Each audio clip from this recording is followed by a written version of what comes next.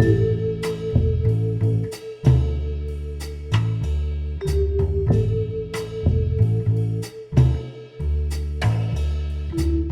so my name's Ricardo. I'm the general manager here. I also curated the show. It kind of branched out from my personal love for monsters and horror.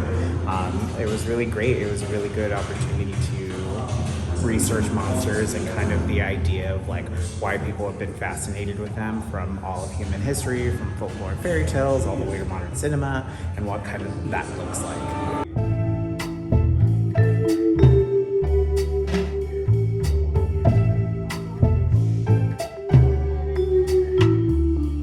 The last ride is something that we built in-house as well. So it is a coffin experience where you're inside, and it has a hydraulic system that we created that makes you feel very immersed. Obviously, you're in complete darkness while you're riding it. You're hearing a storyline that does change depending on the time of year or location.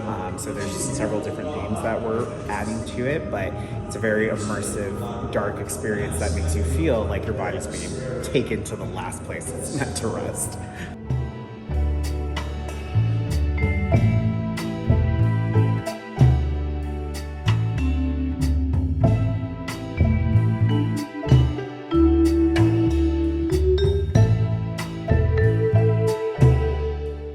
It was just a really good opportunity to kind of do something different than a pop-up haunted house. Although those are great fun, we wanted to have an element of education and an element of respect for monsters throughout history.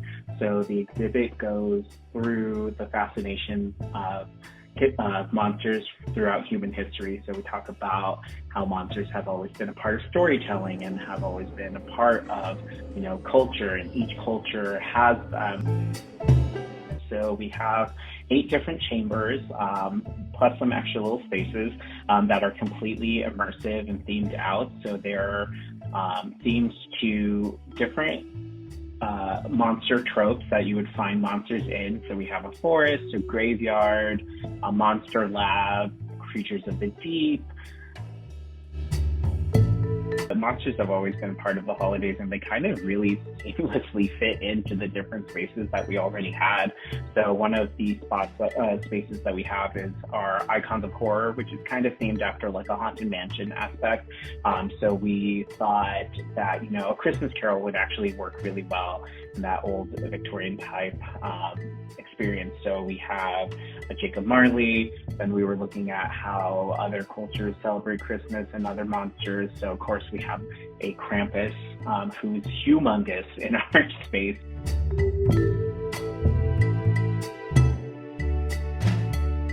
The team and I really worked to kind of make things very specific, and kind of had to think about classic monsters and what monsters mean.